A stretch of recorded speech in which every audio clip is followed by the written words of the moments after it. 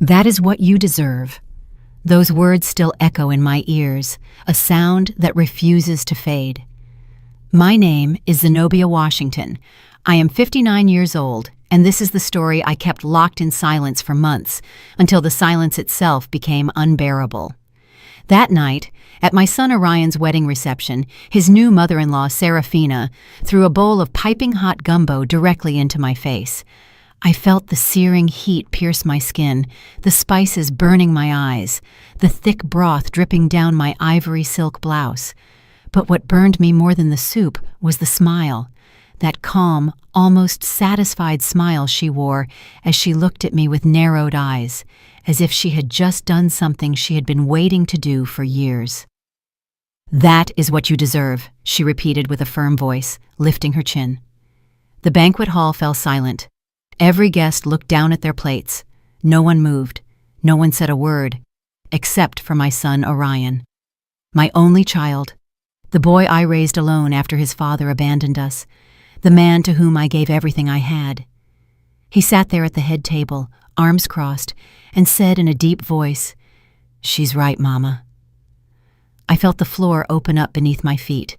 I didn't scream, I didn't cry, I didn't ask why. I simply took the linen napkin from my lap, wiped my burning face with all the dignity I had left, and stood up from my chair without making a sound. I walked toward the double doors with my back straight, even though, inside, every part of me was trembling. But before I left that building, I did something no one expected. I took my cell phone out of my clutch, dialed a number I had saved weeks ago, and said just 3 words. "It is time." Then I hung up. I closed the door softly behind me. No one followed me. No one asked anything. I got into my car, started the engine, and as I drove through the dark streets of Buckhead back toward my quiet apartment in the West End, a single question spun in my head. How did I get here? Because there was a time when Orion would hug me and say, "You're my hero, Mama." There was a time when I believed a son's love was forever. There was a time when I trusted. But that night, with my face burning and my heart broken, I understood something I never thought I'd have to learn. Sometimes the people we love the most are the ones who betray us the deepest, and sometimes silence is the only weapon we have left. What happened after that phone call is something they will never forget. But to understand why I did what I did, I must first tell you how it all started. How a mother who gave everything ended up humiliated in front of a room full of strangers. And how I discovered, too late, that my son was keeping a secret that would change everything. Sometimes we trust the wrong people too much. Have you ever been disappointed by someone you loved? Tell me your story in the comments. I want to read it. 3 years ago, my life was different. Not perfect, but mine. I lived in a spacious apartment in the West End of Atlanta with a balcony full of red geraniums and bougainvillea that I watered myself every morning. I had my routine: strong brewed coffee at 7, sweet potato pastries from Mr. Henderson's bakery on the corner, and then I would open my small, fine tailoring shop on the ground floor of the building. I wasn't rich, but I didn't need to be. After Orion's father left us when my son was barely 5 years old, I learned something that many women take decades to understand, that one can sustain an entire life with her own 2 hands without asking anyone for permission. I sewed wedding gowns, prom dresses, and embroidered blouses for church ladies who wanted to look elegant without shouting about their money.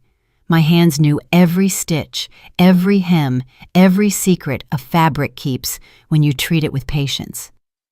Orion grew up seeing that. He saw me get up at 5 in the morning to finish an order. He saw me sew until my fingers bled.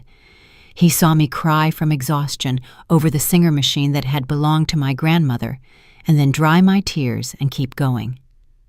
"Mama, when I grow up, I'm going to work hard so you can rest," he would tell me with his big, serious eyes while I made him breakfast before school. And I believed him, because Orion was always a good boy, responsible, affectionate. He studied without me having to ask, got good grades. On Sundays, he helped me clean the shop and asked me things about fabrics, about colors, about how I knew which dress each client needed. "Because I listen to them, baby," I would tell him. "People always tell you what they need, even if they don't use words." He would nod thoughtfully, and then go play basketball with the neighborhood kids. When he turned 18 and went to study business administration at Morehouse College, I felt that every sacrifice had been worth it. My son was going to have what I never had: a career, a degree, a future without back pain or numb fingers. I worked double, triple shifts. I sewed dresses for weddings of families who would never invite me to their tables, but who paid well. I saved every dollar, denied myself help, denied myself loans because I wanted Orion to finish college without owing anyone anything. And he did. He graduated with honors, got a job at a top real estate firm. He started earning well, wearing suits that I tailored for him myself, bringing me flowers every Sunday when he came for lunch. "Thank you, Mama," he would say, kissing my forehead. "Everything I am is because of you." And I felt complete, until he met Clementina. The first time Orion talked to me about her, I noticed something different in his voice. A new emotion, a shine in his eyes I had never seen. "She's special, Mama, very special." Clementina was the only daughter of a wealthy family from Buckhead. Her father owned a chain of hardware supply stores. Her mother, Serafina, was one of those women who had never worked a day in her life but knew how to give orders like a general. When Orion told me he wanted to introduce me to her, I put on my best dress, the navy blue one, with embroidery on the collar that I had made for a distant cousin's wedding. I fixed my hair, put on the pearl earrings that had been my mother's. I wanted to make a good impression. The meeting was at a restaurant in Buckhead that I would never have chosen. Too elegant, too expensive. But Orion insisted. "I want you to get to know each other well, Mama. Clementina is important to me." Clementina arrived in an impeccable white dress and a smile that didn't reach her eyes. She was pretty, polite, but cold. We talked about unimportant things: the weather, her career in interior design, the wedding plans she was already imagining, even though she and Orion had only been dating for 6 months. I smiled, nodded, asked all the right questions, but something in my stomach twisted when she said, "My mother is anxious to meet you, Miss Zenobia. I've told her so much about you." The way she said Miss Zenobia sounded strange, as if my name needed a title to exist in her world. Orion took my hand and squeezed it, as if telling me, "Everything is going to be fine, Mama." And I wanted to believe him, because back then I still believed that a son's love was stronger than anything else. I still believed that what we had built together, just the two of us for so many years, was unbreakable. I didn't know yet that some women view other women as enemies from the very first moment, and I didn't know yet that Serafina had already decided, long before meeting me, that I wasn't enough for her family. That afternoon, when we left the restaurant, Orion hugged me tight and said, "Clementina adored you, Mama." He told me this in the car. I smiled, but deep down, a small, cold voice whispered something I didn't want to hear.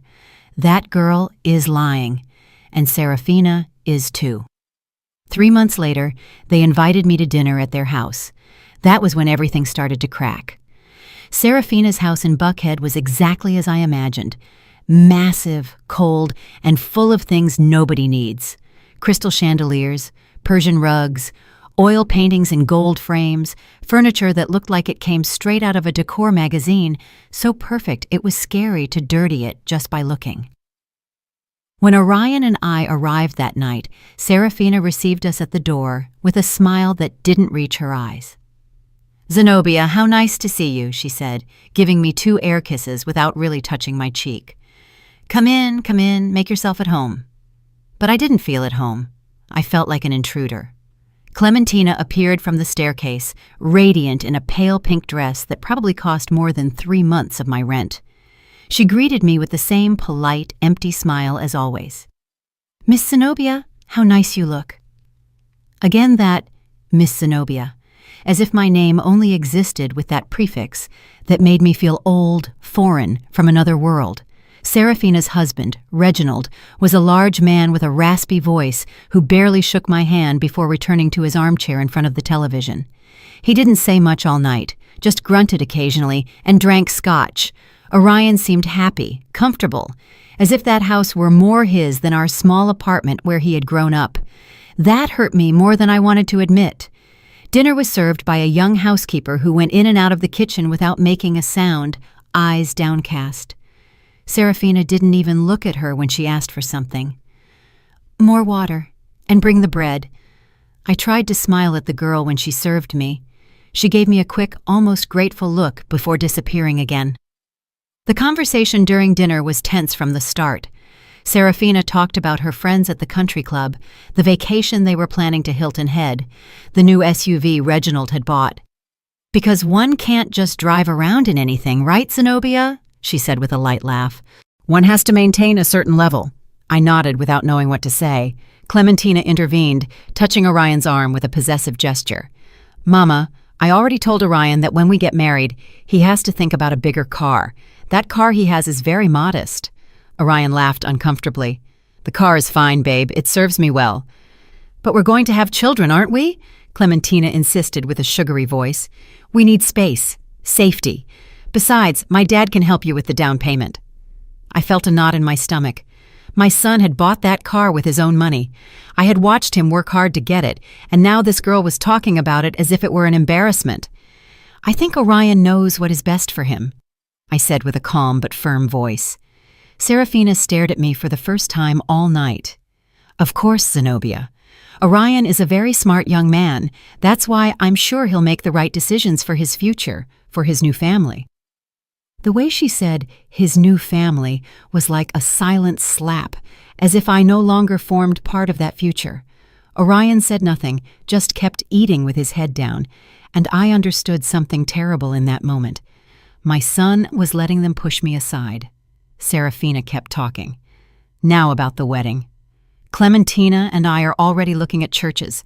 The wedding will be at the cathedral, of course. It's where my parents got married, my grandparents, the whole family. And the reception at the St. Regis. Nothing too ostentatious, but elegant. Because things must be done properly, right?" I nodded, feeling my throat close up. No one had asked me anything. No one had included me in these plans. It was as if my son's wedding didn't belong to me. "And what do you think, Zenobia?" Serafina asked suddenly with that fake smile. "Do you like the idea?" "It sounds beautiful," I said, forcing a smile. "The important thing is that Orion and Clementina are happy." "Exactly," she said, raising her wine glass. "The important thing is that they are happy and that they start well, without burdens." Without burdens. The word hung in the air like poison.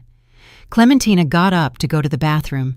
Reginald fell asleep in his armchair, and Serafina took that moment to lean toward me, her voice low but clear. "Zenobia, you seem like a reasonable woman, so I'm going to be direct with you. Orion is a good boy, but he's accustomed to a certain life, a simple life, and that's fine. But now he is going to be part of our family, and our family has expectations." "Expectations?" I repeated, feeling the heat rise up my neck. "Yes, expectations. Clementina needs stability, a husband who can provide, and Orion needs to focus on his future, not on the past." Her eyes bored into me. "The past?" I whispered. "Don't misunderstand me, Zenobia. I know you've done a lot for your son. That is admirable. But now it is time for him to fly alone, without strings, without emotional dependencies." I felt as if she had stabbed a knife into my chest. "I have never been a burden to my son," I said, my voice trembling but firm. "Of course not," she said, smiling. "But now Orion has other priorities, and I am sure that you, as a good mother, will know how to step aside when necessary." I couldn't respond because, at that moment, Clementina returned from the bathroom. Orion started smiling again as if nothing had happened, and the housekeeper brought dessert. Crème brûlée. I didn't taste a bite. When dinner ended, Serafina gave me a small box. "A little detail, Zenobia, so you think of us." Inside was a fine china teacup, white with gold rims. Elegant, expensive, cold. "Thank you," I said, without looking her in the eyes. In the car, on the way back to my apartment, Orion was quiet. So was I. Finally, when we arrived in front of my building, he broke the silence. "Did you like Serafina, Mama?" I looked at him, searching his eyes for the boy he used to be, the boy who hugged me and called me his hero. But that boy wasn't there anymore.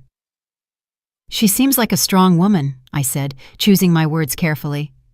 "Yes," he replied, smiling. "She's incredible. She and Clementina are very close. It's nice to see that." "And us?" I wanted to scream. "We aren't close anymore?" But I said nothing. I just got out of the car, said goodbye with a kiss on the cheek, and walked up the stairs to my empty apartment. That night, while I brewed coffee in my old pot and looked out the window at the city lights, I held the cup Serafina had given me. It was beautiful, perfect. But when I brought it to my lips, I couldn't drink the coffee I had just poured, because that cup wasn't a gift. It was a message. "You don't belong in our world." I left it on the table, untouched, and went back to grabbing my old stoneware mug, the one I had used every morning for years. That one was mine. That one knew the taste of my life. And as I drank my coffee in silence, a question began to grow inside me like a dark weed. How far would this woman go to get me out of my son's life? I didn't know yet, but I would soon find out. While I tell all this, I wonder where you are listening from. Write the name of your city in the comments. The following months were like walking barefoot on broken glass. Every step hurt, but I kept moving forward, smiling, telling myself that everything would be okay, that it was normal, that this is how things are when a son gets married, that I had to learn to let go, but the truth is, they weren't letting me let go. They were ripping me away. Orion started visiting less. Before, he came every Sunday without fail. He'd arrive with pastries. He'd help me move furniture to clean. He'd stay to eat and tell me all about his week. But after that dinner at Serafina's house, the visits became bi-weekly, then monthly, then sporadic, always with the same excuse. "Sorry, Mama. Clementina and I had plans with her family." "Sorry, Mama. Serafina invited us to lunch at the club." "Sorry, Mama. We have to see about the wedding." Always Clementina, always Serafina, always them. I said it was fine, that I understood, that he was busy. But inside, something was dying little by little. One afternoon, Orion called to tell me that Clementina wanted me to go with them to choose the wedding dress. "Really?" I asked, my heart jumping in my chest. "Yes, Mama," Clementina insisted. "She says you're an expert in fabrics and wants your opinion." For the first time in weeks, I felt hope. Maybe I had been wrong about Clementina. Maybe she did want to include me. Maybe it was all a matter of giving it time. On the day of the appointment, I arrived half an hour early at the boutique, an elegant shop in Buckhead, with dresses that cost what I earned in 6 months. Clementina arrived late, accompanied by Serafina and 3 friends who wouldn't stop laughing and taking photos with their phones. "Miss Zenobia," Clementina said, kissing my cheek, "I'm so glad you came. We need your expert eye." I sat on a velvet sofa while she tried on dress after dress, all beautiful, all expensive, all looking the same to my eyes. The friends applauded. Serafina gave orders to the shop assistant, and I sat there, quiet, without anyone asking me anything, until Clementina came out in a French lace dress, strapless, with an endless train. "What do you think, Miss Zenobia?" she asked, twirling in front of the mirror. All eyes turned to me. I took a deep breath and told the truth. "It is beautiful, but I think the strapless cut doesn't flatter you as much. You have delicate shoulders. A dress with lace sleeves or thin straps would highlight your figure better." The silence was immediate. The friends stopped smiling. Serafina looked at me with cold eyes, and Clementina let out a nervous laugh. "Ah, well, it's just that this type of dress is what's in fashion. Miss Zenobia, I don't know if you are very up-to-date with trends." Her friends laughed, quietly but loud enough for me to hear. Serafina stood up and put a hand on Clementina's shoulder. "My baby, you look spectacular in everything. Don't worry, this dress is perfect. We're taking it." Clementina smiled, relieved. "Yes, Mama, You're right, Mama. Clementina had called Serafina Mama, and she still called me Miss Zenobia. I stayed seated on that invisible velvet sofa while they kept talking about veils, headpieces, and designer shoes. No one asked me anything again. When we left the boutique, Orion was waiting for us outside. Clementina ran to him and showed him photos of the dress. "Isn't it true I'm going to look precious, love?" "You're going to be the most beautiful bride in the world," he said, kissing her. I hung back, clutching my purse, feeling like a shadow. Orion finally saw me. "How did it go, Mama? Did you like the dress?" "It's lovely," I said, forcing a smile. "Thank you for coming. I know this is important to Clementina and to you," I wanted to shout. "It's not important to you that I'm here." But I just nodded. "Of course, baby. That's what I'm here for." Serafina approached, took Orion by the arm, and said in a soft voice, "Orion, will you join us for lunch? We have to talk about the final wedding details." "Of course, Serafina." "Mama is coming too, right?" Clementina asked, looking at me with that polite, empty smile. Before I could answer, Serafina said, "Oh no, my dear. Surely Zenobia is tired. Besides, we are going to talk about very specific organizational things. We don't want to bore her." Orion said nothing. He didn't defend me, didn't insist, didn't say, "My mother is coming with us." He just said goodbye with a kiss on the cheek and left with them. I stood on the sidewalk watching them walk away, and for the first time I cried in public. Not much, just a few quick tears that I wiped with the back of my hand before anyone saw me. I took the bus back to my apartment. I didn't want to spend money on an Uber. When I got home, I made coffee in my stoneware mug, the same one as always, the one that knew the taste of my life. The china cup Serafina had given me was still on the table, untouched, gathering dust. I looked at it for a long time, and something inside me whispered, "This isn't going to get better. It's only going to get worse." But I didn't want to listen because I still believed that a son's love was stronger than any external influence. I still believed that Orion was going to wake up, that he was going to realize, that he was going to go back to being the boy who hugged me and called me his hero. So I kept going. I kept smiling when they excluded me. I kept saying, "It's okay," when everything was wrong. I kept swallowing the pain so as not to be a problem, so as not to be a burden, so as not to fulfill the prophecy Serafina had planted in my son's mind. "Your mother is going to suffocate you if you don't distance yourself." 2 weeks later, Orion invited me to dinner. Just the two of us, like before. I was so excited I arrived half an hour early at the restaurant. I had dressed with care. I wore a burgundy dress that I had sewn myself, with discreet embroidery on the collar. I wanted my son to feel proud of me, but when he arrived, he wasn't alone. Clementina was with him. "Sorry, Mama. Clementina wanted to join us. I hope you don't mind." "Of course not," I lied. Throughout dinner, Clementina talked non-stop about the wedding, about the honeymoon they were planning in Bora Bora, about the condo her father was going to give them as a wedding gift. "It's in Buckhead, Miss Zenobia. 3 bedrooms, 2 full baths, and a terrace with an incredible view. My dad says it's important to start well." Orion looked happy. I just smiled. And when the check came, Orion took out his wallet and said something that split my heart in two. "Mama, can you lend me $2,000? I spent a lot this month on wedding stuff, and I'm a little tight." $2,000. I didn't have $2,000 extra dollars. I barely had enough to pay my rent and the shop expenses, but I took out the money I had saved for the electricity bill and emergencies, and I gave it to him. "Of course, son, don't worry." "Thanks, Mama. I'll pay you back next month." He never paid me back, and I never asked him for it, because in that moment I understood something terrible. I was no longer his mother. I was his bank, his safety net, his plan B. But I was no longer the most important person in his life. That night, when I returned to my apartment, I sat in front of the window with my coffee and looked at the city lights, wondering how I had ended up there, how a woman who had given everything, who had sacrificed her youth, her health, her entire life for a son, could end up feeling so invisible. But I still didn't know the truth. I still didn't know that everything that had happened up to that moment was just the beginning, that Serafina had a plan, and that my son, my Orion, my only child, was already part of it.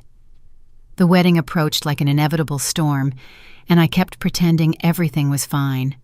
Orion went weeks without calling me. When he did, the conversations were brief, distracted, filled with uncomfortable silences. "How are you, Mama?" "Fine, son. And you?" "Fine, fine. Busy with preparations, you imagine." "Well, I gotta go.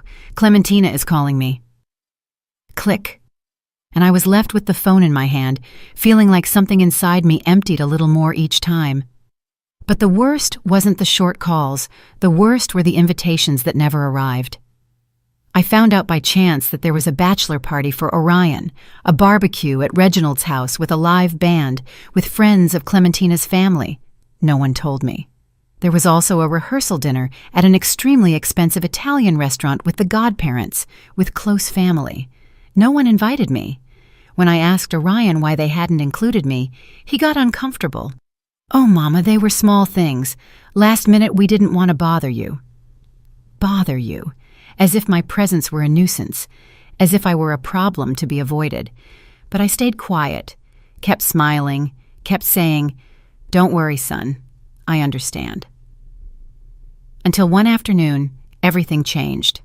It was a Tuesday. I remember because Tuesdays have always been slow days at the shop. I was finishing hemming a gala dress when the doorbell rang. I opened the door and found a young delivery guy with a blue cap and a manila envelope in his hands. "Zenobia Washington?" "Yes, that's me." "Sign here, please." I signed without thinking. The boy gave me the envelope and left. I closed the door and looked at the package. It had no return address, just my name handwritten in black ink. Something in my stomach twisted.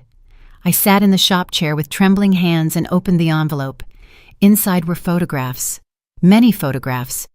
At first, I didn't understand what I was seeing. They were images of Orion, my son, in different places. Restaurants, a parking lot, a hotel entrance. But he wasn't alone. He was with a woman, and that woman wasn't Clementina. It was Serafina. I felt the floor move beneath my feet. The first photo showed Orion and Serafina leaving a restaurant.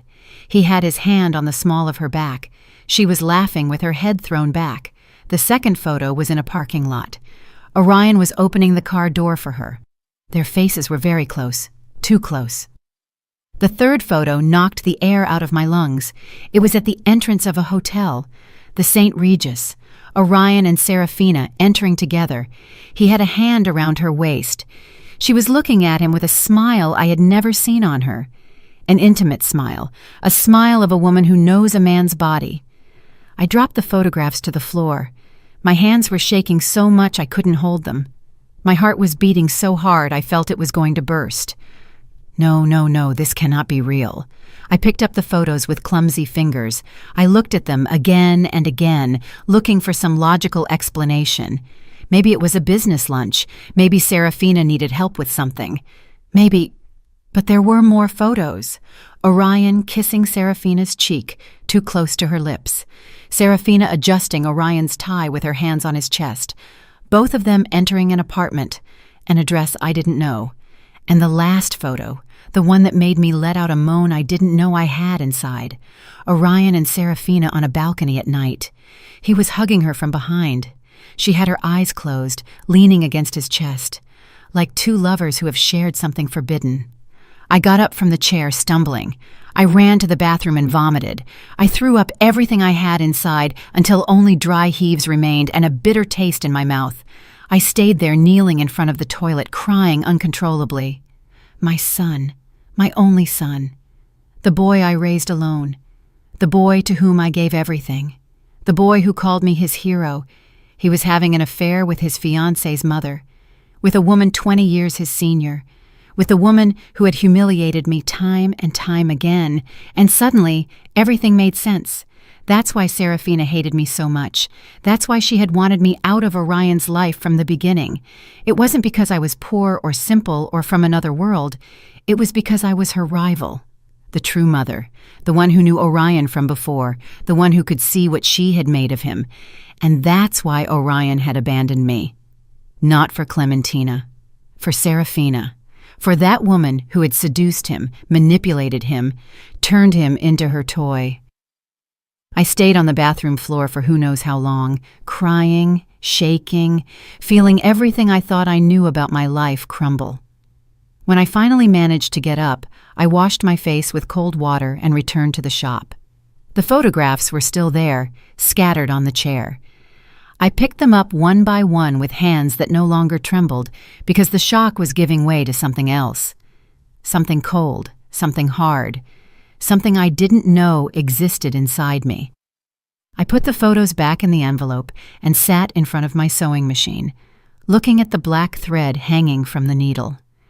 I thought about all the times Serafina had humiliated me. I thought about all the times Orion had ignored me. I thought about the wedding approaching, about Clementina, that poor girl who had no idea her fiancé was sleeping with her own mother. And I thought about me, about the woman who had worked until she bled to give her son a better life, the woman who had swallowed insults and scorn without saying a word, the woman who had believed a son's love was forever. That woman was dead, and in her place stood someone new, someone who was no longer going to stay silent. I took my phone and dialed a number I had saved months ago when a client had told me about a private investigator who had helped her discover her husband's infidelity. "Good afternoon. This is Zenobia Washington. I need your services." The voice on the other end was professional, neutral. "Tell me how I can help you, Ms. Washington." "I need more information, more proof, dates, places, everything you can get on two people, their names, Orion Washington and Serafina Vance." There was a pause. "Any relationship between them?"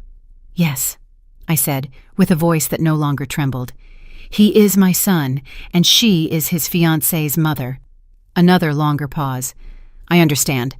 And what do you plan to do with the information, Ms. Washington?" I looked out the shop window. The city lights were starting to turn on. The sky was dyed orange and violet.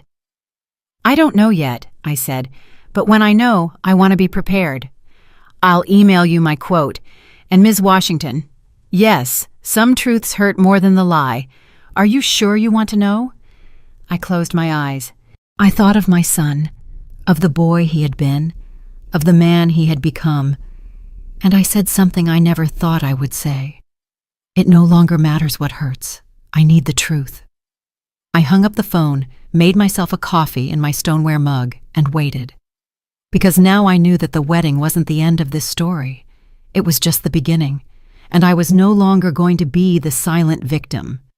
I was going to be the woman who knew, the woman who waited, the woman who, at the right moment, would make a single phone call and everything would crumble.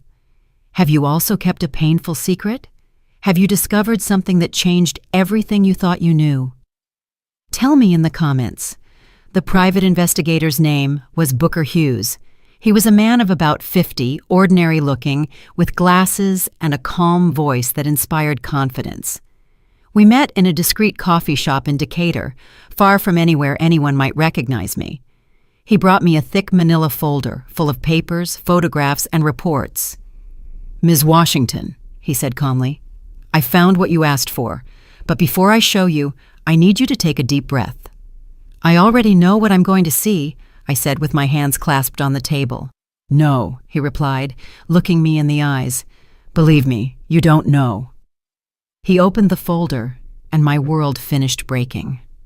The first photos were similar to the ones I had received in the anonymous envelope. Orion and Serafina in restaurants, hotels, in an apartment in Midtown that, according to the investigator, she had rented specifically for their encounters. "This apartment is leased to a shell company," Booker explained, "but I traced the payments. They all come from Serafina Vance's personal account." I felt nauseous again, but I forced myself to keep looking. There were hotel records. The St. Regis, the Four Seasons, Ritz-Carlton, rooms booked in her name, but security cameras showed both entering together. "Since when?" I asked, with a voice I barely recognized as mine. Booker turned several pages and pointed to a date. The first record I found is from 1.5 years ago. 1.5 years. My son had been sleeping with his fiancée's mother for 1.5 years, since before he and Clementina got engaged, since before I met that family. There's more, Booker said with a grave tone. He showed me bank statements, transfers from Serafina's account to Orion's account, large amounts, 10,000 here, 20,000 there, 50,000 on one occasion. What is this? I whispered. Payments, Booker said. Your son is receiving money from her regularly. The word hung in the air like poison. Payments. My son wasn't just having an affair with that woman. He was letting her keep him. Is there anything else? Yes, Booker continued, and this is the most delicate part. He took out another set of documents. I investigated the finances of Mr. Reginald Vance, Serafina's husband. He is bankrupt. The hardware chain that is supposedly so successful is on the verge of collapse. He has debts with several banks, and the house in Buckhead has 3 mortgages. I sat in silence, processing. So, it's all a lie? I asked. The wealth, the money, the status, it's a facade, Booker confirmed. A very well-constructed facade, but it's falling apart, and I think Serafina knows it. That's why she's using her daughter. Using Clementina? How? Booker took out more papers. Clementina inherited a considerable fortune from her maternal grandmother 2 years ago, close to $4 or $5 million in property and bank accounts, but that money is in a trust that can only be touched under certain conditions. What conditions? That Clementina gets married. Once married, she has full access to that inheritance, and if something were to happen to Clementina while married, the money automatically passes to her spouse. I felt the air escape my lungs. Orion, I whispered. Exactly, Booker said. If Orion marries Clementina and something happens to her, he inherits everything. And considering the relationship he has with Serafina, he didn't finish the sentence. He didn't have to. Do you think they plan to harm Clementina? I asked, feeling horror rise up my throat. I don't have proof of that, Booker said carefully. But I do have proof that Serafina is a very controlling, very ambitious, and very desperate woman. And your son, Ms. Washington, forgive me for saying it this way, your son is completely under her control. I closed my eyes. I thought of my Orion, of the boy who hugged me, of the young man who graduated with honors, of the man I thought I had raised. At what moment had he become this? At what moment had he stopped being my son and become the puppet of an unscrupulous woman? There is one last thing, Booker said, and it is the most important. He took out an audio recording, a small device. I managed to place a microphone in the Midtown apartment. It's illegal, I know, but I thought you needed to hear this. He pressed the play button, and I heard my son's voice. What if Clementina finds out? It was Orion. He sounded nervous. Then Serafina's voice, soft, manipulative, maternal, and seductive at the same time. She won't find out, my love. Clementina is foolish. She only sees what she wants to see. But when we get married, how are we going to continue this? Orion, listen to me well. A pause. Sounds I didn't want to imagine.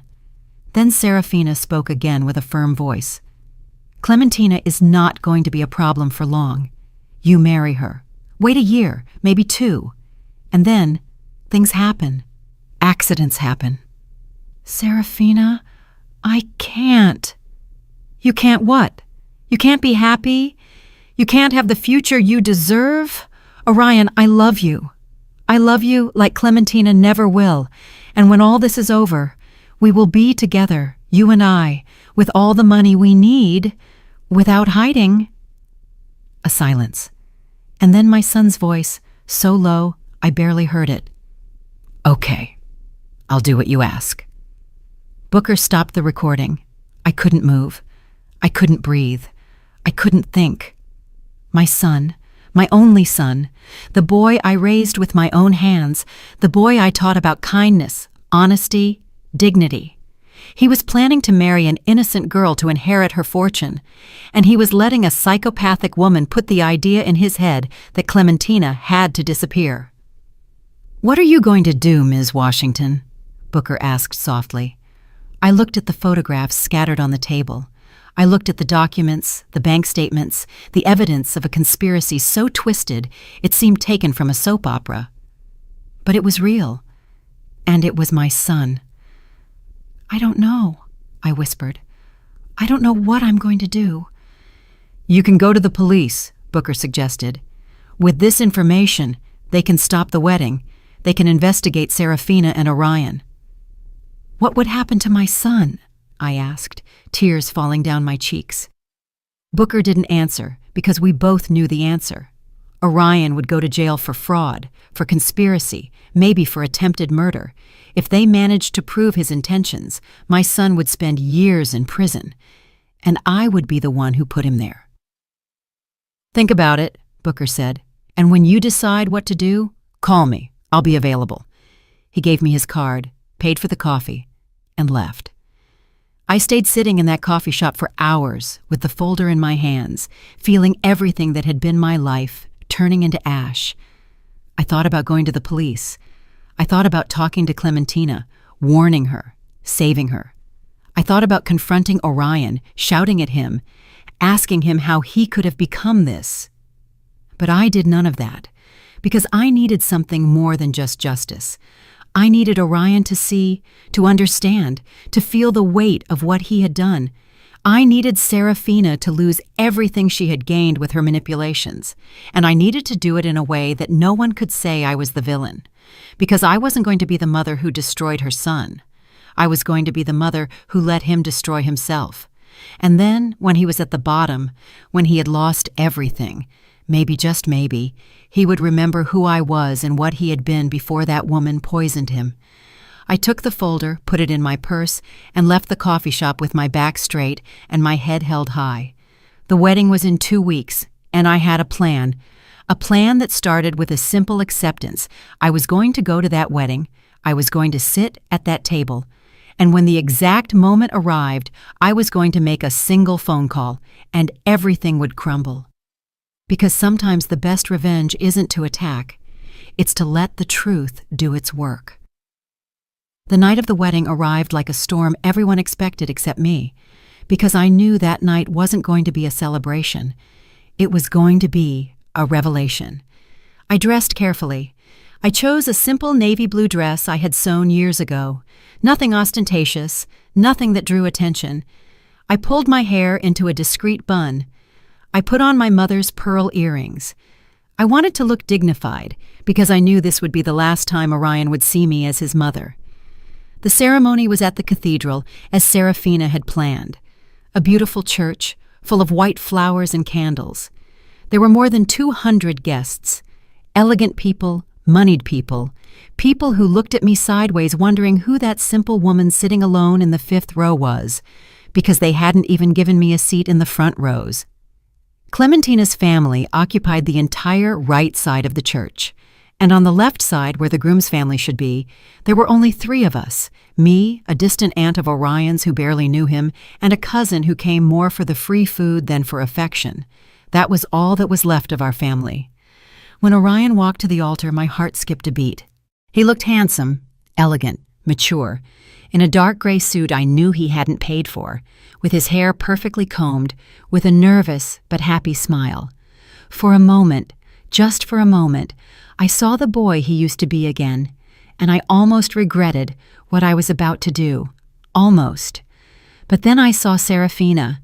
She was sitting in the front row in a champagne-colored dress that screamed money, her hair perfectly styled, her jewels shining under the candlelight, and when Orion passed in front of her on his way to the altar, Serafina shot him a look I knew very well, a look of possession, a look that said, "You are mine." And Orion responded with a small, complicit, intimate smile just before standing at the altar to wait for his bride. I felt bile rise in my throat. Clementina walked in on her father's arm. She looked beautiful, innocent, radiant. The strapless dress she had chosen, despite my advice, fit her well. I had to admit it. Her face shone with happiness. She knew nothing. That poor girl had no idea she was walking toward her own trap. The ceremony was long. The priest spoke about love, fidelity, commitment. Every word was like a dagger in my chest, because I knew it was all a lie. When it came time for the vows, Orion took Clementina's hands and said firmly, "Clementina, I promise to love and respect you every day of my life. I promise to be your partner, your support, your refuge. I promise to build a future with you based on truth and trust." I had to bite my lip not to scream, "Liar, liar, liar." Clementina cried with emotion, the guests sighed, and Serafina smiled with satisfaction. When the priest said, "I now pronounce you husband and wife," everyone applauded except me. I just watched them, Orion kissing Clementina, Serafina wiping a fake tear, Reginald dozing in his seat, and I knew the moment had come. The reception was at the St. Regis, a huge ballroom decorated with thousands of white roses, tables with linen tablecloths, crystal centerpieces, a 5-course banquet, a live orchestra. Everything was perfect, too perfect. They seated me at a table in the back, far from the head table, far from Orion, with people I didn't know and who didn't speak to me all night. I was invisible again, but I wasn't there to socialize. I was there to wait for the exact moment. During dinner, I observed. I saw how Serafina controlled everything from her spot at the head table, how she gave discreet orders to the waiters, how she looked at Orion every time Clementina wasn't looking. And I saw how Orion returned those looks. It was disgusting. It was brazen. It was sick. When dinner ended, the dancing began, the newlyweds' waltz, the dance with the parents. Orion danced first with Clementina. Then it was his turn to dance with the groom's mother, with me. I got up from my table, walked toward the dance floor. Everyone was watching me. Orion extended his hand with a forced smile. "Mama." "Son," I replied, taking his hand. We danced in silence for the first few seconds. The music was soft, romantic. Everyone watched us. "You look beautiful, Mama," he said without looking me in the eyes. "Thank you," I replied. "You look good too." Another silence. "Are you happy?" I asked him. "Yes," he replied quickly. "Very happy." "Really, Orion? Are you truly happy?"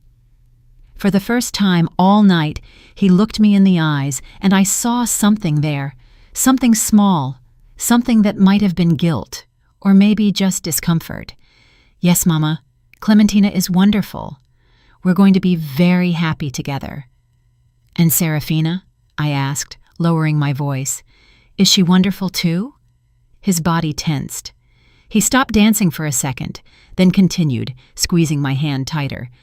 "I don't know what you're talking about." "I think you do know, son." "Mama, this isn't the moment." "When is it going to be the moment, Orion? When? After something happens to Clementina? After you inherit her money?" He stopped completely. Let go of me. Looked at me with hard eyes. "What did you say?" "I know everything, Orion. Everything." The music kept playing, but we weren't dancing anymore. People started looking at us, whispering. "You don't know anything," he said in a low, threatening voice. "You're inventing things." "I have photographs. I have hotel records. I have bank statements. I have recordings." His face went pale. "Mama, what did that woman do to you, Orion? What did she do to turn you into this?" "You don't understand," he exploded, raising his voice. "You're never going to understand." The music stopped. Everyone was staring. Clementina came running over, her wedding dress dragging on the floor. "What's happening, Orion? Miss Zenobia?" Serafina appeared out of nowhere. She stepped between Orion and me. "Zenobia, I think it's better if you leave. Are you making a scene?" "A scene?" I repeated, feeling the rage rise up my chest. "I'm making a scene?" "Yes," she said firmly. "This is my daughter's wedding, and I'm not going to allow you to ruin it with your dramas." "My dramas?" I laughed without humor. "You want to talk about dramas, Serafina?" Clementina looked at us without understanding. Orion was paralyzed. The guests murmured louder and louder, and then Serafina did something I will never forget. She turned to the nearest table, grabbed a bowl of seafood gumbo that was still hot, walked toward me with firm steps, and threw it in my face. I felt the boiling liquid burning my skin, the spices, the broth dripping down my dress, the pain, the humiliation. Everyone screamed. Clementina shrieked. Someone ran for napkins, but I didn't move. I just stood there with the soup dripping down my face, looking Serafina straight in the eye. She smiled, that calm smile, that satisfied smile, and said clearly so everyone could hear, "That is what you deserve." The room fell into complete silence. And then Orion, my son, my only son, the boy I had raised alone, crossed his arms and said, "She's right, Mama." Those words cut me deeper than any knife. Clementina was crying, the guests were whispering, Reginald was still asleep in his chair, and I just took a napkin from the nearest table and wiped my burning face with all the dignity I had left. Then I walked toward the exit of the ballroom with my back straight, without running, without crying, without giving them the satisfaction of seeing me destroyed. But before leaving, I took my phone out of my purse, dialed the number I had saved, and said just 3 words. "It is time." I hung up, left the hall, got into my car, and as I drove through the dark streets toward my apartment, with my face burning and my heart broken into 1,000 pieces, I smiled, because the call I had just made wasn't to the police. It was to someone else, someone who was going to change everything, and they would never forget it.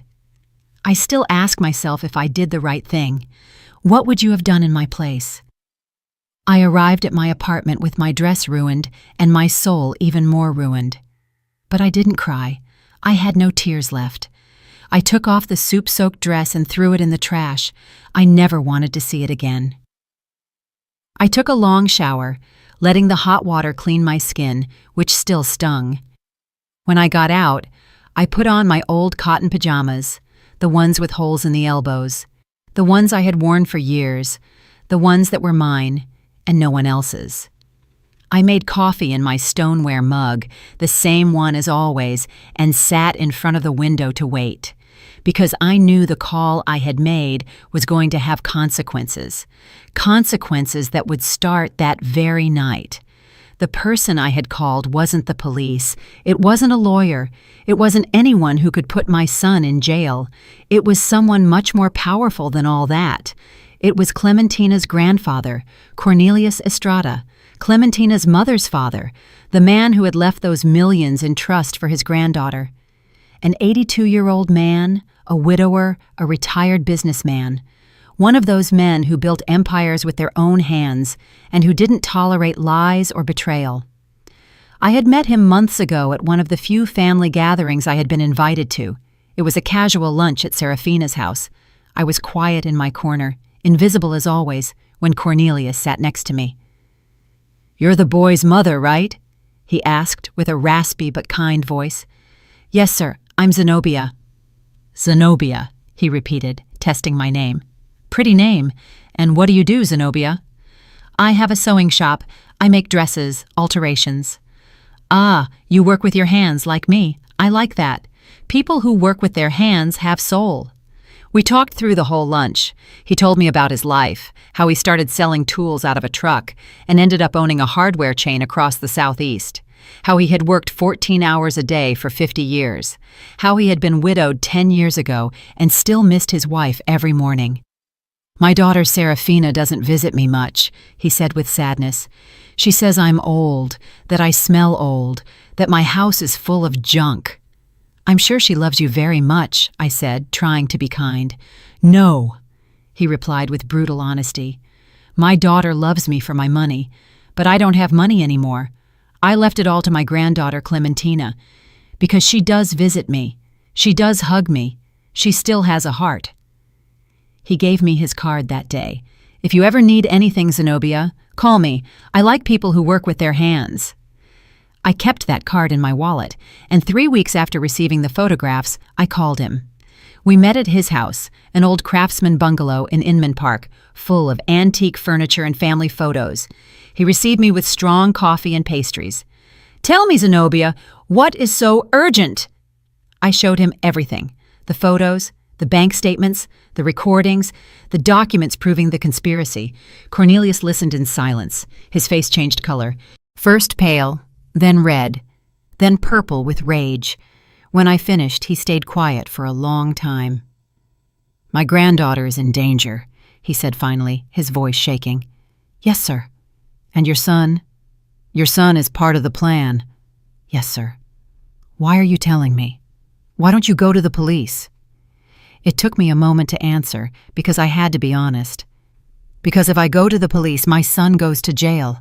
And as much as he has betrayed me, as much as he has become someone I don't recognize, he is still my son. I can't be the one to put him in prison. Cornelius nodded slowly. "But I can be," he said. "I just want Clementina to be safe," I replied. "And I want my son to understand what he has done, to see the consequences, to feel the weight of his decisions. And Serafina, I want her to pay for what she has done, for manipulating my son, for putting him on this path, for planning to harm an innocent girl." Cornelius took my hand in his, old hands, full of spots and wrinkles, but still strong. "Zenobia, you are a wise and brave woman. I am going to help you, but I need you to promise me something. Anything. Zenobia, when everything explodes, and believe me, it is going to explode, you are going to suffer. Your son is going to hate you. People are going to talk. You are going to be alone." "I am already alone," I said calmly. "No," he replied. "You still have hope. But when this ends, that hope is going to die. Are you prepared for that?" I thought of Orion, of the boy he had been, of the man he had become. And I said, "Yes, I am prepared." Cornelius nodded. "Then this is what we are going to do. You are going to go to that wedding. You are going to behave normally, and when the moment comes, when they show their true face, you call me, and I will do what I have to do." "What are you going to do?" "First, I am going to get Clementina out of that house that same night. I have lawyers, I have doctors. I am going to prove my daughter is incapable of caring for her own daughter. I am going to get a protection order. And the money, the trust, will be frozen immediately. Neither Clementina nor anyone else will touch that money until a judge decides what to do. And believe me, with the proof we have, the judge will decide in my favor." "And Orion?" Cornelius looked at me with sadness. "Your son won't go to jail because technically he hasn't committed a crime yet. He is just a fool who let himself be manipulated by an unscrupulous woman. But he is going to lose everything: the marriage, the money, the family, the reputation. He is going to be left with nothing." "Good," I said firmly. "That is exactly what he deserves." And that was how we arrived at this moment. Me sitting in my apartment, drinking coffee, waiting. At 11 p.m., my phone rang. It was Cornelius. "It is done, Zenobia." "What happened?" "I arrived at the St. Regis with my lawyers and 2 police cars. I told Clementina I needed to speak with her urgently. When she saw the photographs, when she heard the recordings, she fainted. We had to take her to the hospital."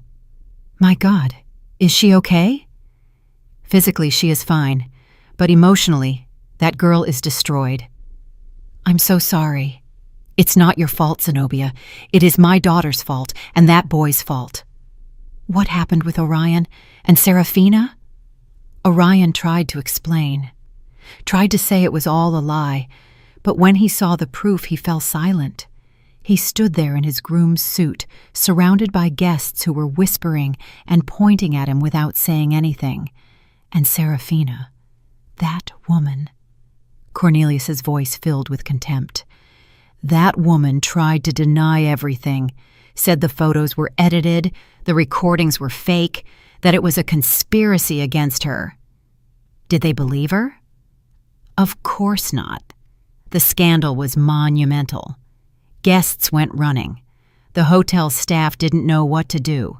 And Reginald, that useless man, slept through the whole drama. And now?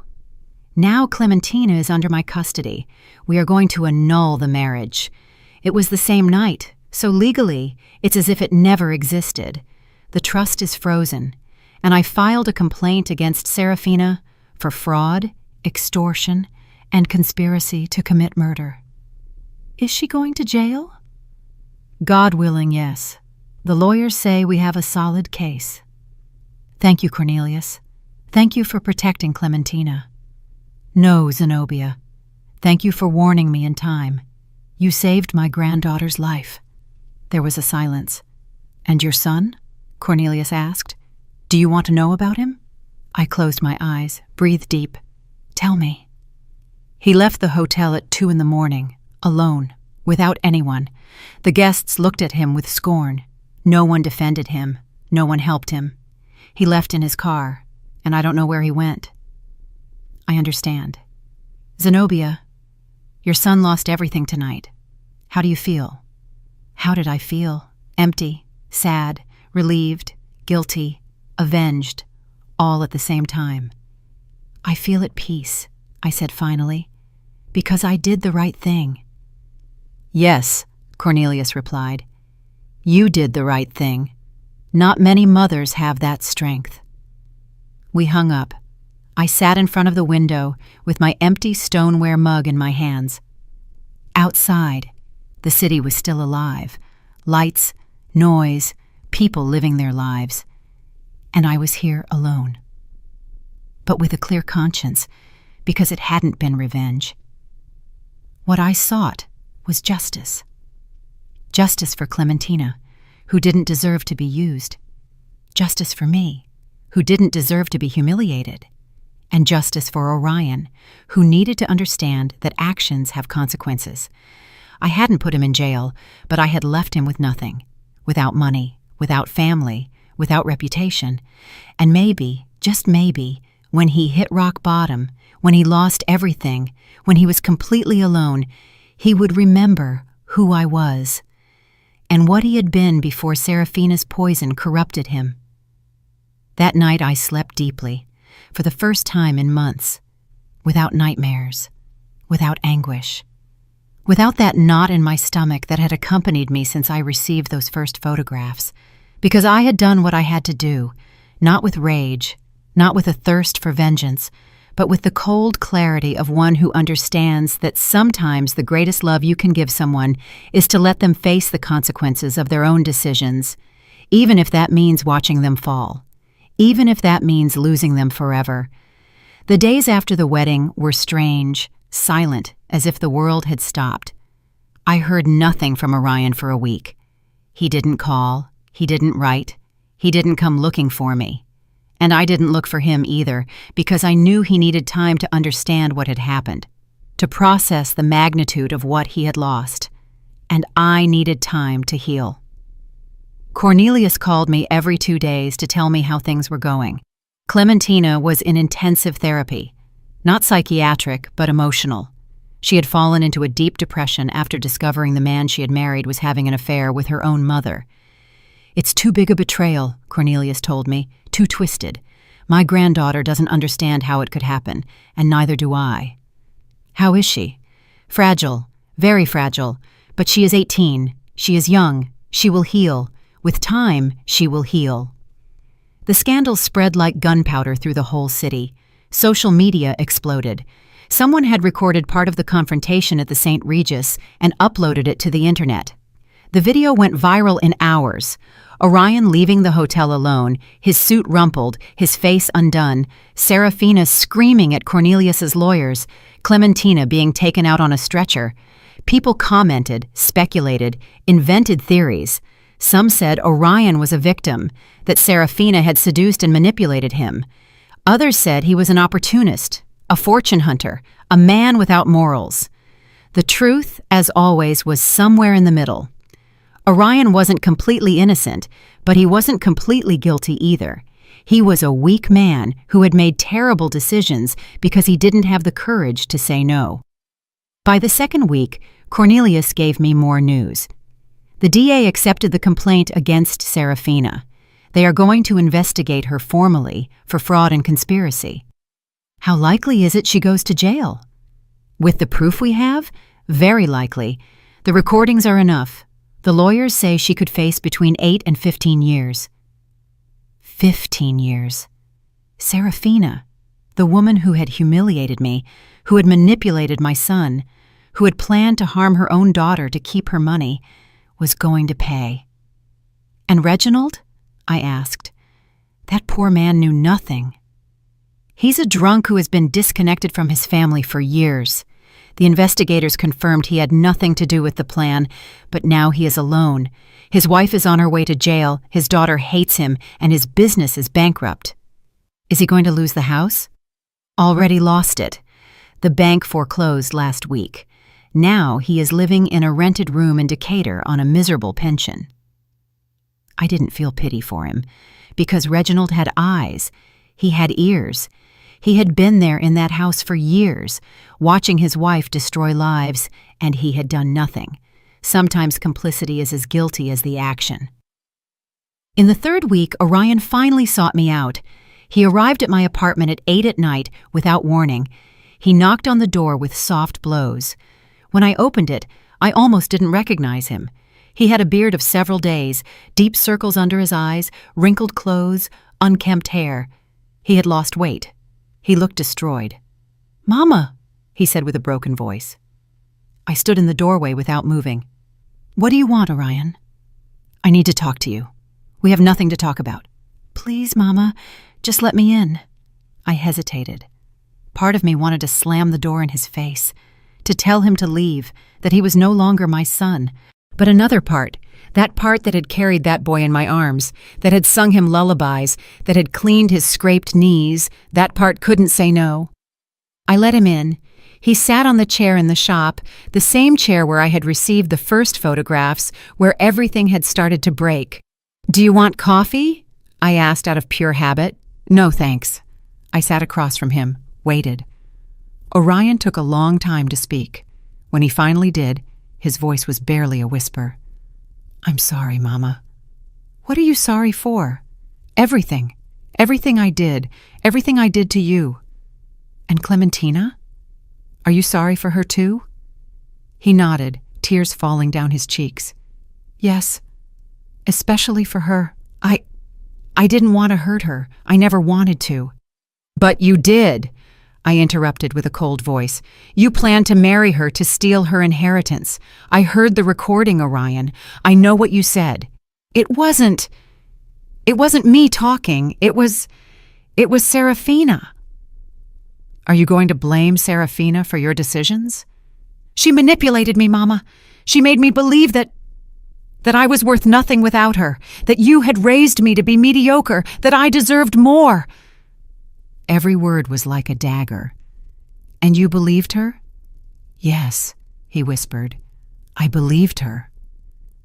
"Why, Orion? Why did you believe her and not me?" "Because she gave me what you never could." "Money, right?" "Well, yes, but not only that. She gave me attention. She made me feel important. She made me feel like I was special." "I made you feel special too." "No, Mama, you made me feel guilty." I stared at him. "Every time I came to visit you, I saw your small apartment, your old clothes, your tired hands, and I felt guilty for having more than you. Serafina never made me feel guilty. Serafina told me I deserved everything I had." I stayed silent, processing his words, and I understood something terrible. My son hadn't left me out of malice. He had left me because he couldn't stand remembering where he came from, because I was the mirror of his poverty, of his humble origins, of everything he wanted to forget.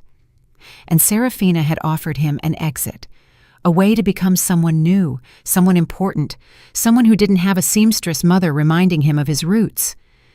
"You know what is the saddest thing about all this, Orion?" I said finally. "That I never made you feel guilty. You just felt guilty because you knew deep down that you had abandoned me. I know. I'm a bear. I know, Mama. And I am so sorry. Where have you been these weeks? Cheap hotels, spending the little I had left. I lost my job. No one wants to hire me. My name is all over social media. I'm a laughingstock. And the house Reginald was going to give you? Never existed. It was all a lie. The hardware stores are bankrupt. The house in Buckhead is foreclosed. There was no money, only debt. And Serafina is in jail awaiting trial. Her lawyers say she's going to be sentenced to 10 to 15 years. Good, I said without remorse. Orion looked at me with red eyes. Don't you feel anything for her? Should I? That woman destroyed her own daughter. She corrupted you. She humiliated me. She planned a murder. Why should I feel anything for her? Because I loved her. Those words pierced me. No, Orion. You didn't love Serafina. You were obsessed with what she represented. Power, money, status. But that is not love. Maybe you're right. We sat in silence for a long time. Finally, Orion asked what he had come to ask. Can I stay here, Mama? Just for a few days? Until I find a job? Until I can— No, I said firmly. Mama, please. I have nowhere to go. I have no money. I have no— You should have thought about that before. Mama, I'm your son. Yes, I interrupted. You are my son. And that is why I tell you no. Because if I let you stay here, if I rescue you now, you are never going to learn. You are never going to understand the weight of your decisions. Then what do you want me to do? Sleep on the street? I want you to do what I did when your father abandoned us. I want you to get up, work, rebuild your life with your own hands, without shortcuts, without manipulations, without depending on anyone other than yourself. I can't, Mama. I'm not as strong as you. Then learn to be. Orion stood up from the chair. He looked at me with a mix of pain, rage, and desperation. Someday, you're going to forgive me, Mama. Someday you're going to— Maybe, I interrupted. But that day is not today, nor tomorrow, nor next month. Maybe in years, or maybe never. That depends on you, on who you decide to be from now on. And if you change, and if you become someone better, then maybe, just maybe, we can talk again. But not as mother and son, but as two people who once knew each other and need to learn to know each other again.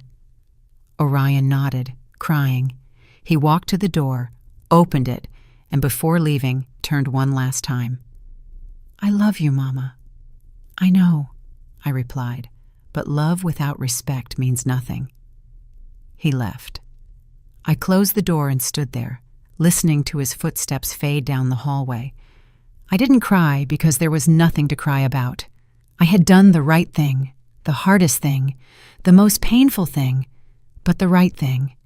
That night, while I drank coffee in my stoneware mug and looked out the window, I thought about everything that had happened, about how Serafina, that woman who believed herself so powerful, so smart, so superior, had ended up alone in a cell, about how Reginald, who had hidden behind alcohol for years, had lost everything he once had, about how Orion, who had sought wealth and status at any cost, had ended up with nothing, no money, no family, no dignity, and about how I, the humble woman, the seamstress, the mother no one respected, was still here, with my small apartment, with my shop, with my tired hands, with my stoneware mug, but with something they never had: peace.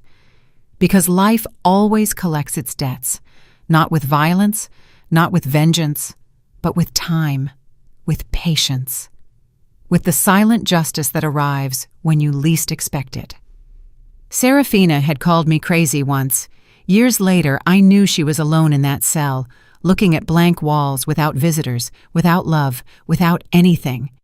And I wondered if in that moment, in that terrible void, she finally understood what she had lost. Not the money, not the status, but her humanity, her soul, everything that makes a life worth living. And Orion, my poor Orion. Maybe someday he would understand that true wealth is not in what you have. It is in who you are, in how you treat people, in the dignity with which you face your mistakes. But that day hadn't arrived yet, and I couldn't wait for it, because my life, my precious life, kept moving forward, with or without him. 2 years have passed since that night. 2 years since I saw my son leave my apartment without a dime in his pocket and without a place to go. 2 years since I decided that the greatest love I could give him was to let him face the consequences of his own decisions. And in these 2 years, I have learned things I never thought I would have to learn. I have learned that silence can be more powerful than 1,000 words, that dignity is not negotiated, that forgiveness does not mean forgetting, and that sometimes letting go of someone you love is the bravest act you can do. My life has changed, not in spectacular ways. I didn't become rich. I didn't move to a big house. I didn't stop sewing. But it changed where it matters, in the deep, in the soul. I still live in my apartment in the West End. I still work in my shop. I still brew my coffee every morning in the same stoneware mug I've used for years. But I no longer feel invisible. I no longer feel small. I no longer allow anyone to make me feel less than I am. Because I understood something fundamental. A person's worth is not in how much money they have, or in what neighborhood they live, or who they associate with.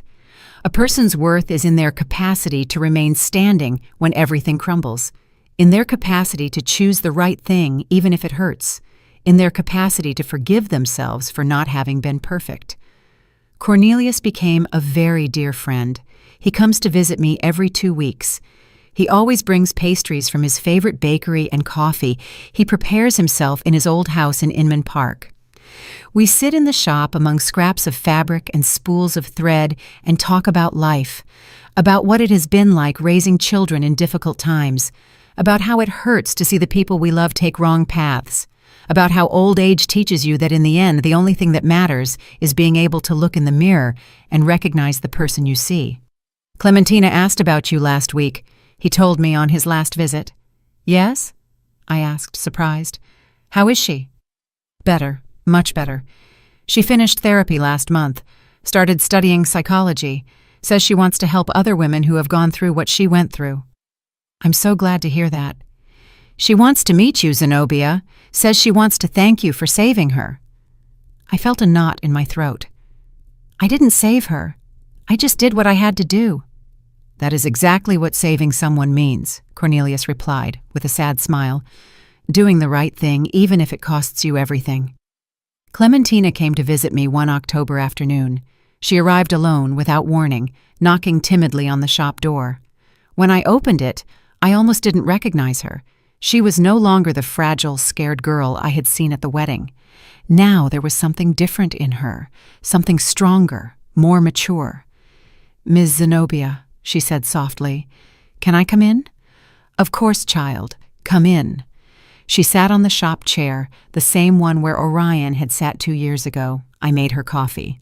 We talked about unimportant things for a few minutes, the weather, her studies, how she liked living with her grandfather, until she finally gathered the courage to say what she had come to say. I want to thank you for everything you did. You don't have to thank me for anything, Clementina. Yes, I do, she insisted with tears in her eyes. You saved my life, literally. If you hadn't called my grandfather, if you hadn't done something, I did it because it was right, because you are a good girl who didn't deserve what they were doing to you. My mother, her voice broke, my own mother planned. I know, child, I know. Clementina cried for a long time. I sat beside her and stroked her hair, as I would have done with a daughter. Because in a way, in that moment, she needed a mother, a real mother, not the one she had had, but the one she deserved to have. How did you get over it? She asked me when she calmed down. How did you manage to keep going after everything that happened with Orion? I breathed deep. It wasn't easy. There were nights I wanted to call him, rescue him, tell him everything was fine and he could come home. But I knew if I did, he would never learn. He would never change. And has he changed? I don't know, I admitted. 6 months ago, he wrote me a letter. He told me he got a job in a factory, that he's living in a small room in Norcross, that he's going to therapy, that he's trying to be better. Did you reply? No, not yet. Why? Because I need to be sure he is changing for him, not for me. I need to know he is doing the internal work he has to do, and that takes time. Clementina nodded thoughtfully. I'm doing that work too. In therapy, I learned I can't blame myself for what my mom did, that it wasn't my responsibility to detect something was wrong, that I was just a girl who trusted the wrong people. Exactly, I said, taking her hand. And now you are a woman who is learning to trust again, but in the right people, starting with yourself. Clementina stayed all afternoon. She helped me sew the hem of a wedding dress. She told me about her plans to someday open a support center for women victims of abuse. And when she left, she hugged me tight and whispered in my ear, "Thank you for being the mother my own mother never was." That night I cried, not from sadness, but from something more complex, because I had lost a son, but in a way, I had gained a daughter, not by blood, but by heart. 3 months ago, I received news of Serafina. Cornelius called me one morning with a grave voice. "Zenobia, I need to tell you something about Serafina." What happened? She was sentenced, 12 years in prison, without possibility of early release. How is she? Destroyed. Physically, she has deteriorated a lot. No one visits her, not even Reginald. She's completely alone. And how do you feel about that? Relieved, but also sad, because that woman is my daughter. And despite everything she did, a part of me remembers the girl she once was before ambition corrupted her. I understood what Cornelius felt, because I also remembered the boy Orion had been before the world changed him, before bad decisions defined him. And I wondered if one day he could go back to being that boy, or if that boy had died forever. Orion's letter arrived 2 weeks ago. It was longer than the first, more honest, more vulnerable. He told me he had started attending a support group for people who had made serious mistakes, that he was learning to live with the guilt without letting it destroy him, that he was saving every dollar to someday be able to pay me back all the money he had borrowed and never paid. "I don't expect you to forgive me, Mama," he wrote. "I don't expect us to go back to what we were. I only hope that someday, when you see me on the street, you don't cross to the other side to avoid me. I only hope you know that every day I wake up trying to be a better man than I was yesterday. And every day I think of you, of how I treated you, of how I failed you, of how I let a woman convince me that you were the problem when you were the only person who really loved me. Sometimes I pass in front of your building. I don't knock. I don't come up. I just stand there on the sidewalk looking at your window, wondering what you might be doing, if you're sewing, if you're drinking coffee, if you ever think of me. And then I leave because I know I have no right to bother you. I have no right to ask you for anything else.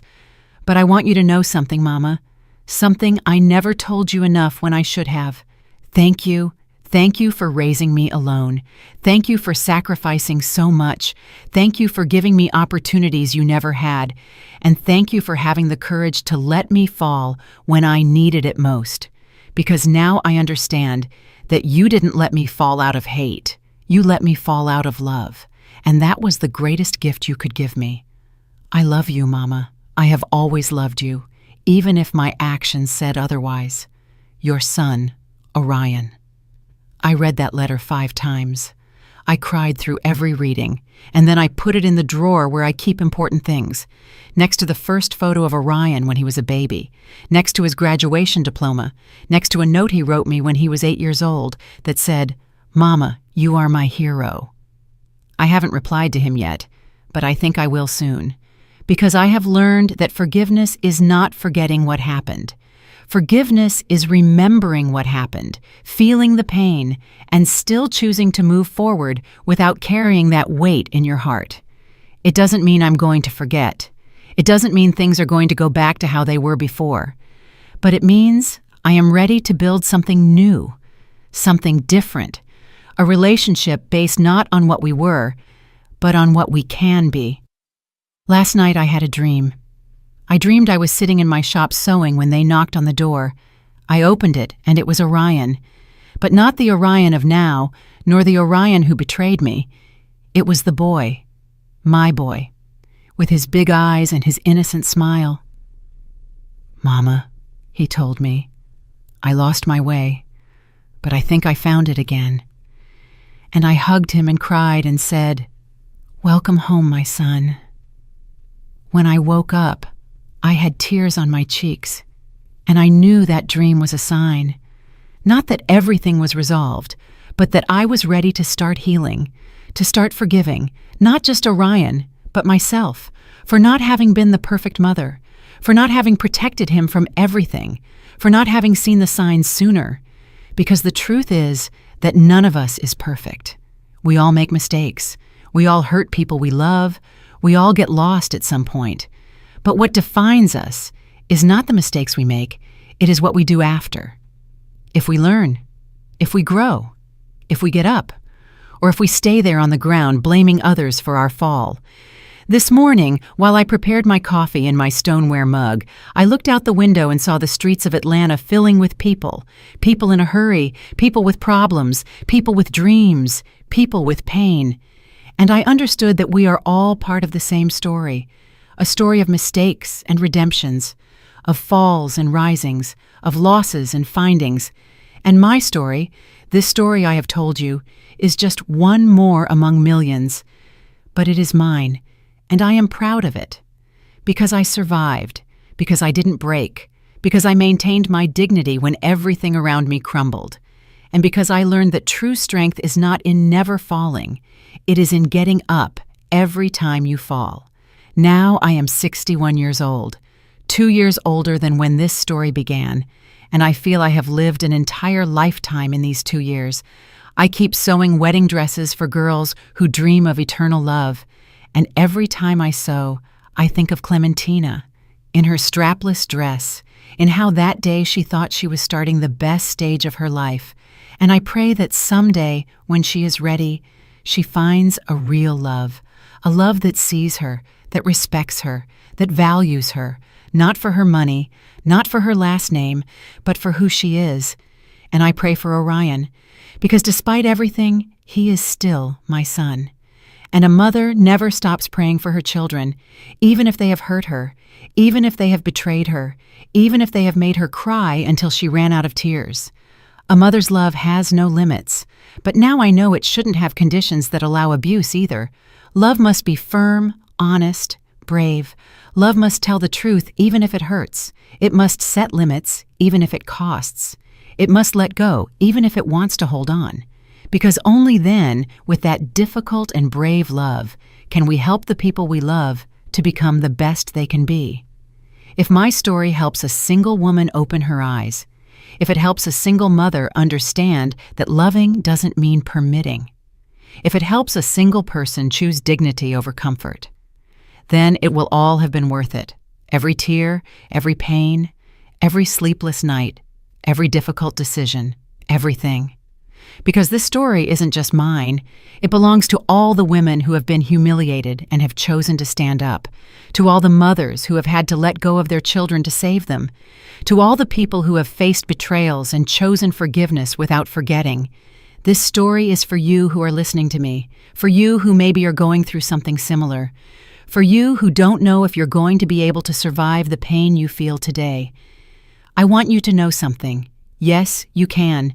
You are going to be able to, because you are stronger than you think, because you have more courage than you imagine, and because pain, however terrible it may be, doesn't last forever. Time cures everything. It doesn't erase it, but it cures it. And one day, maybe months or years later, you are going to wake up and you are going to realize that breathing doesn't hurt as much anymore, that thinking about what happened doesn't destroy you anymore, that you can remember without bleeding. And that day, you are going to understand that you survived, that you won, not because you destroyed the one who hurt you, but because you didn't let them destroy you. I close this story with the same stoneware mug in my hands, the one that has accompanied me for years, the one that knows the taste of my coffee on difficult mornings, the one that has held tears and hopes, the one that has never failed me. Because in the end, the simplest things are the ones that remain, the humblest are the strongest, and the most ignored are the most valuable, like me, like you, like all the women who have been underestimated and have proven they are made of steel. Thank you for listening until the end. Thank you for allowing me to share my story with you. And remember, life always collects its debts, not with vengeance, but with truth, with time, with silent justice, and in the end, always, always good triumphs. Maybe not in the way we expected, maybe not when we expected, but it triumphs. Because the universe has a memory, and no one escapes the consequences of their own actions. Did you like the story, and which city are you listening from? Let's meet in the comments. If you liked the story, you can support me by sending a super thanks so I can keep bringing more stories like this. Thank you so much for your sweet support. I'm looking forward to your comments on the story. On the screen, you can see 2 new life stories that I highly recommend. There's so much more on my channel. Don't forget to subscribe. See you in the next life story with love and respect.